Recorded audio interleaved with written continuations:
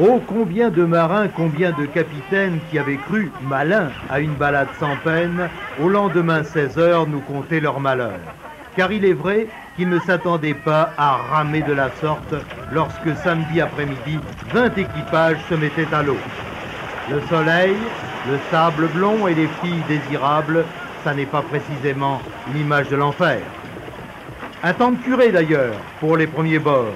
On allait passer un bon week-end en se shootant gentiment au Hobbycat. En réalité, ce serait l'overdose. Car il ne s'agissait pas seulement d'effectuer des ronds dans l'eau. On se tirait une sacrée bourre et il n'est que de lire attentivement les résultats pour se rendre compte que 24 heures plus tard, les 5 premiers concurrents se tenaient en quelques minutes. Fred Desrumeaux et Johnston Cuvillier, ainsi que Revé Merlot, allaient prendre tour à tour l'avantage en régatant comme sur un triangle olympique.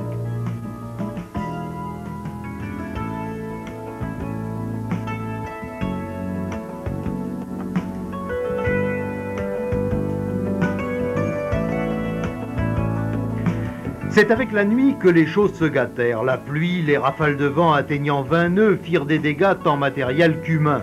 Les ampoules boursouflant les doigts, les yeux rougis par l'eau salée, le visage fouetté de grains après avoir grillé au soleil, les reins sciés par la sangle de rappel et les pieds en sang. Certaines, car il y avait de frêles damoiselles, ont passé 24 heures plutôt mémorables. Ce soir, s'ils regardent ces images, quelques concurrents doivent avoir les jambes lourdes et le corps endolori.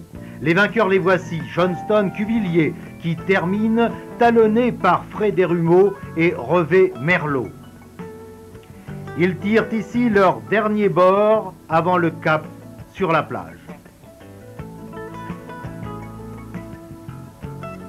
La plage où les attend un plancher des vaches curieusement instable quand on a bourlingué ainsi longtemps sans rencontrer d'autre instabilité que le pont éjectable du catamaran.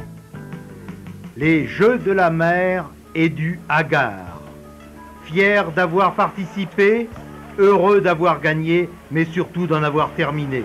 Mais soyez assurés, ils recommenceront l'année prochaine.